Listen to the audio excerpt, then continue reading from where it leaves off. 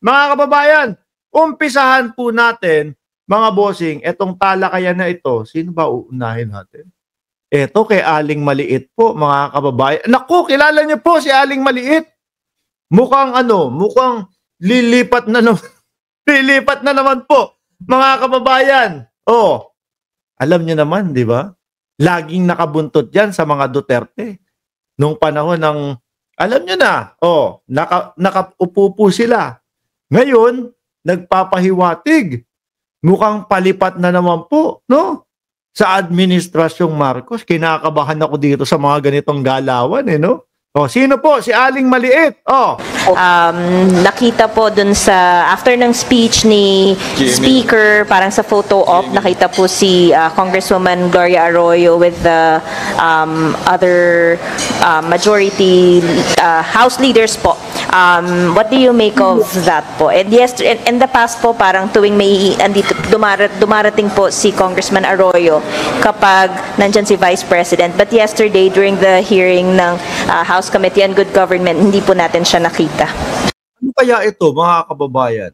Paglipat, pagtalon ng dating Presidente Gloria Macapagal Arroyo, mga bossing, hindi kaya ito ay senyales dahil nalalaglag na ang mga tuka ng mga Duterte? Siya naman paglipat po, mga kababayan, ni Aling Maliit, ni Gloria Macapagal Arroyo. Uunahan ko na po kayo, mga bossing, ha? Alaws po akong tiwala. Dito kay dating Presidente Gloria Macapagal Arroyo, mga kababayan. Nakakatakot po yung mga galawan na yan, no? At the end of the day, sa Duterte pa din po yan, mga bossing. Para lang ho sa akin. Baka naman yung nakita na picture taking, mga kababayan, baka kunyari, syempre, mga kongresista ho sila, no? Pagkatapos ng session, okay na sila. Narinig nyo naman po, sabi, di ba, Tina B, ano sabi?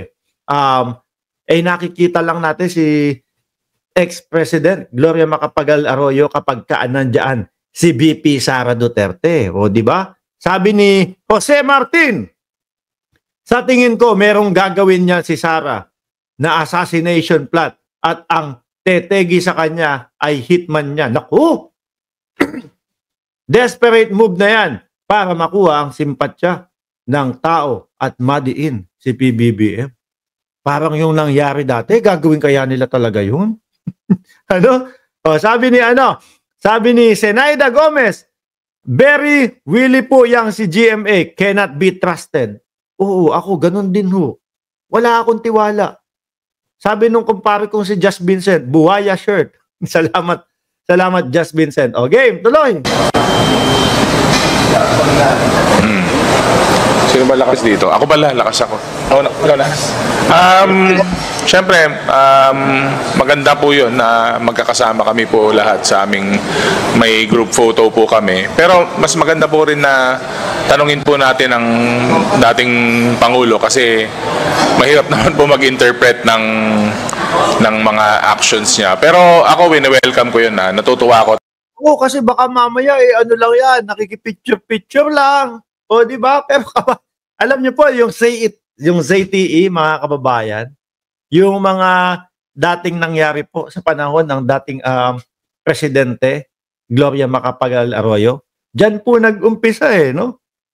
Yung mga papagpasok-pasok ng mga in-check, mga bossing binalita ni Katunyi ngayon, pinigilan ni PBBM ang impeachment ni Sara sa Congress. Ayan, sabi ni Aline Parducho. Basahin natin yung sabi ni Joel Carillo. Gloria Arroyo, tawag dyan, balimbing. Correct, Mark. Alam na this. Kung saan yung puntos, doon siya. No?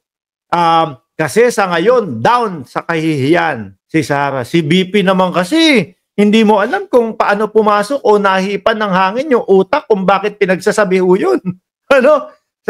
Minsan, nasabi ko na din mga kababayan, mas matalino yata ako kay BP Sara. Kasi hindi ako dadating sa punto na magkakaroon ng chance na makasuhan ako dahil doon sa mga sinasabi ko. Pero si Vice Presidente umabot sa punto na ganyan. At maaaring ma-impeach, maaaring malongko o kulong. Ano pa? Maaaring ma-disbar. Di ho ba? Mga kababayan, tuloy natin ho itong kay Aling Maliit. Nandun siya. Kaya nga nandun po ako sa likod. Sabi ko, maganda yung moment nila, kaya hindi na ako pumicture sa harap. Sila na lang muna. Kasi daw magkaibigan si Speaker Martin Romualdez at si Aling Maliit. Mahirap, in addition sa sinabi ni Kong Paulo, no, napakahirap hulaan, no, ang puso at isipan ng ating dating Pangulo, ni former President PGMA. Pero isa lang ang masisiguro natin na naririnig ko din, no, na sinusuportahan ni former President GMA ang ating speaker, at silang dalawa talagang magkaibigan at may mabuti at magandang relasyon si PGMA at si Speaker Martin Romualdez. Feeling ko ho, pagka nagkatuloy-tuloy ito, mga kababayan, na nandoon po sa paligid ng gobyerno, sa paligid ni Congressman Martin Romualdez, mga bossing, dito magkakaroon ng sira-sira. Pero naniniwala naman ho ako, mga kababayan, no, na matatalino ho yung mga yan. Hindi na sila magpapabudol. Alam naman natin ang laro ni Gloria Arroyo. Kung nasa na malakas, nandoon siya. No? Sabi nga ni Pempe Santiago, si Gloria Macapagal Arroyo ay oportunista yan.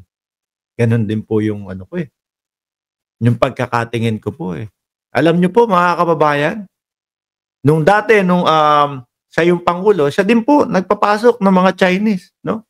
Mga investors na mga Chinese, etc., etc. Alam niyo naman po kung gaano kapareho, no? Nung palakad ni dating Pangulong Duterte, except po doon sa laban kontra droga. Sabi tuloy ni Moises Bonilla, huwag kayong magtiwala dyan kay Hello Garcia. Di ba? Tuloy. Bilang bagong miyembro po ng Lakas, malaking bagay po yan dahil si PGMA naman po ay isa sa mga haligi ng Lakas. At talagang maganda po na makita po yung mga haligi ng Lakas na nagkakaisa at nagsasama, lalong-lalo na po sa mga ganitong klaseng panahon kung saan may threat po ang ating institusyon, ang Kongreso, at may threat po ang ating bansa. Hindi kaya ang style ni GMA ngayon? Kasi alam naman natin, mga boss chief amo, sir, talagang maka-Duterte. Yan si GMA, no? Talagang nandoon sa mga Duterte yan. Hindi kaya ang style ngayon ni GMA, mga kababayan, pumupunta, no, namamasyal doon sa kampo ng kabila para ano ho, siguro kumukuha ng ng impormasyon. Tapos at the same time, pagbabatiin kunyari, mga kababayan. Aayusin. Siguro baka ganyan ang estilo ho, mga bossing. Naku! Wag! Para ho sa akin, no? Parang awa nyo na. Wag kayong basta-basta maniwala kay Gloria Macapagal Arroyo.